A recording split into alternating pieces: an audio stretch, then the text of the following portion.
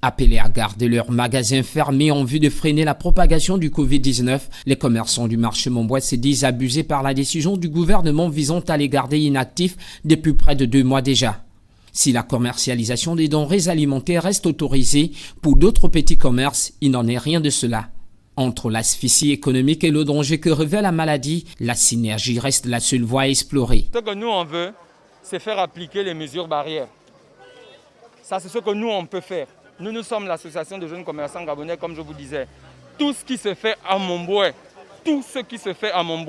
le plus souvent, à 90% des cas, passe souvent par nous.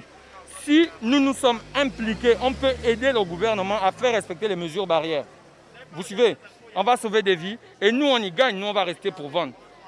Si on ne nous implique pas, leur message sera difficile à être véhiculé ici. Parce que seuls nous comprenons le langage que comprennent aussi ces gens-là et nous savons comment parler avec eux. On n'a jamais eu à se lever ou quoi, non. Nous, ce qu'on demande, c'est vendre. Parce qu'en fait, les mesures qui ont été prises, dans les mesures sociales censées accompagner les citoyens, vous voyez, déjà moi, je n'ai pas bénéficié de ça.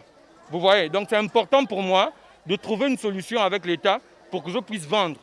Vous voyez, pourquoi nous sommes prêts à mettre la main à la pâte. Depuis le 5 mai, on a commencé ça.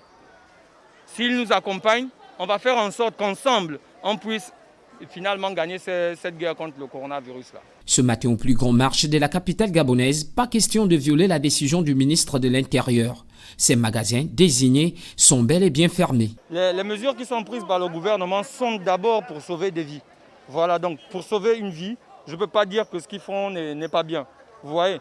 Mais ensuite, nous, on a des charges respectives à payer, c'est-à-dire nos loyers et consorts. Donc, si on ne travaille pas, nous, on ne s'en sort pas. Voilà, là est ma position. Marre d'endosser les conséquences néfastes liées au Covid-19, les commerçants se disent prêts à respecter la dite mesure si et seulement si leur situation est prise en compte par les autorités. On dit force reste à la loi.